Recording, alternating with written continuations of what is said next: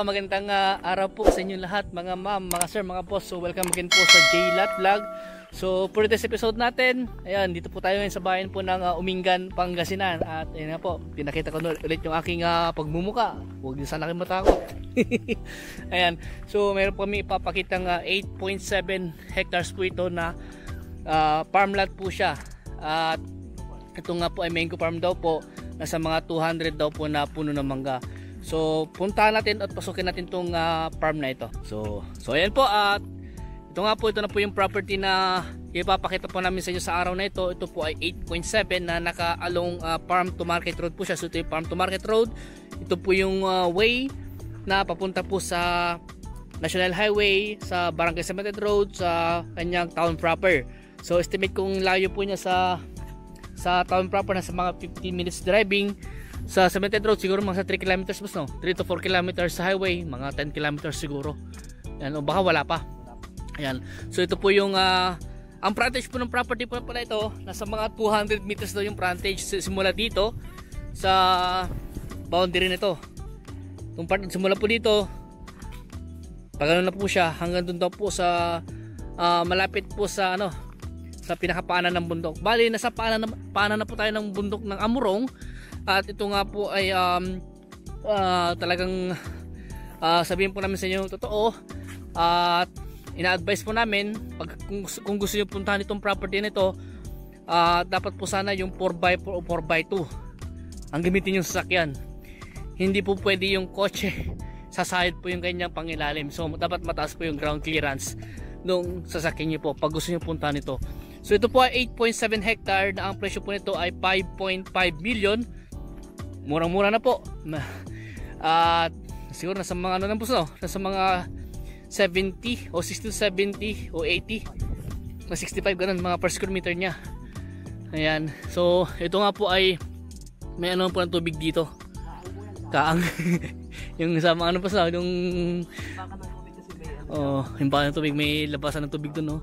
So malamig yung tubig niyan. So ang source of water po nito ay bukal daw po. Ayon po sa source po namin, sila nanay at si tatay, bukal daw po yung kanyang source of water po dito. May mga kubo dito. Ayan, may mga kubo siya dito. Ayan po. At yan nga po, yan po yung bundok po ng Amurong. Nasa paanan po tayo. At ito nga po yung unang puno ng mangga na sakop po ng property. Nasa mga 200 more or less na puno ng mangga. At may mga Jimelina din doon po. Marami yung Jimelina. Tsaka boss. At ang titulo po nito, OCT po siya, OCT boss. Original Certificate Title po siya na na-release siya noong 2003. At sabihin ko po sa inyo yung totoo po dito, ay patay na daw po yung nakapangalan sa title, yung yung principal yata, pero buhay pa naman daw po yung kanyang asawa na nagbebenta. So kasama yung mga anak po niya na nagbebenta po sa property na ito.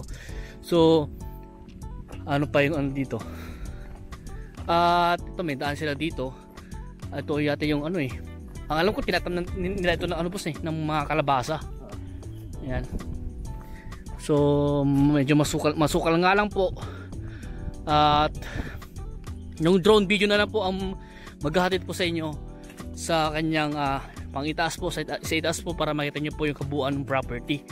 Ayan, so andito lang po kami sa po niya para makita nyo po. Ayan, meron na naman dun po, meron na naman karaang dun. So ito pong property na to ay pahili-hili type po siya. May mga part din pong flat, pero karamihan po ay hili po. Ayan, so, may karaang na naman dun po, may kaang na naman. Yung kaang po tinatawag namin, yung sinauna po ay yung nilalagyan po ng tubig, yung ano tawag sa Tagalog, boss? Hindi, yung sa kaang, karaang? Jar. Oh, yung jar, parang jug na hinulma po siya ng Oh, basta yung sinauna po na nalagyan ng tubig. Kahit hindi mo na kailangan ng yelo, malamig po siya. Ayan. So, andito po tayo. Kitang-kita po yun dito yung ano, bundok po. Ayan, nasa paanan po tayo. Ang sabi po sa amin, maaabot daw po dyan sa part na yan, sa bundok na yan. Yung ibang portion niya, yung ibang parte niya, kasama yung mga mangga. So yun sabi po sa amin, nasa mga 200 na po, more or less na puno na mangga. At marami pong mga puno na iba-ibang mga puno, iba-ibang uri ng mga puno. May mga alibangbang, jimilina, kawayan, mga saging. Ayan po, yung mga nakatanim po dito. Pero yung iba doon, for sure, tumubo lang yun na boss. Tumubo lang. Ayan. Oh, so boss, doon tayo sa daan. Doon tayo boss. So puntaan po namin yung ibang parte po ng property na ito. So yun po, ipagpapatuloy ko lang po yung pagkuha ng video. At andito po tayo sa ibang parte po ng lupa, itong 8.7. So ito pong 8.7 na ito ay pwede daw po itong patayuan po. Ayon po source po namin ng piggery o poultry. Pwede rin pong gawing rancho. O sa mga mahilig pong mag-develop po ng mga tourist spot, pwede rin po ito. Dahil itong lupa po niya ay mataba na boss. Tsaka hindi siya yung tawag dito yung tuyot na tuyot. Yan, dahil dito nga po, ang source of water po nila dito ay bukal daw po ito, bukal. At hindi lang po namin alam kung saan banda yung bukal dito. Eh ayon sa source po namin, bukal daw po. So ito oh, may daanan ng tubig dito. Ayan. So meron siyang sariling daan, no, papasok sa ano boss, gumawa sila ng daan. So andyan na po yung farm to market road. At tignan natin yung ibang parte po dito sa part na ito, sa kanyang east south. Yan. Sa manggahan po na ito, ibang portion po yan, ibang property na po yan, yung manggahan na ito. So ito nga po ay so ito dito sa part na ito, madami sang Jimilina trees. Ayan, yung mga alibangbang, tsaka pwede nang harvestin yung iba. Pwedeng gawing furniture o mga hamba po ng mga pintuan o mga computer table, mga ganyan. Ayan po. Kapag tayo na simento kayan. May kawayan. Baka may labong. Labong! Ayan po. Sa mga 200 meters daw po yung kanyang entrada. Estimate lang daw po yung source po namin yun.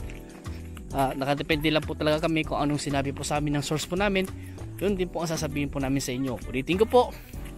Ilan area boss? 8.7 87,558 po square meter. Yun yung po kabuuan po ng area ng property. O 8.7 hectare po and 558 square meter. Presyo 5.5 million. At ang presyo po ng property 5.5 million. Source of electricity ay malapit na boss, mga nasa ano lang 1.5 kilometers. Oh, doon sa may ano dyan, 1.5 o baka wala pa boss. Oh, mga sa 500 meters lang siguro yun. So source of electricity. Ayan. Oh, daming Jimilina dito boss. Oh. Ayan. So dito po kami sa kanyang farm to market road po. Ayan, kasama ko si Boss Ronald, isa sa pinakagwapo sa Team Realtors. Yoy! Oy! Yay! Ayan po. May mga mahogany, sayang namatay yung mga mahogany, sunog oh. Ayan. Ito, kasi hindi rin lalaki sa kayo mga yan eh. Pag may mga mahogany.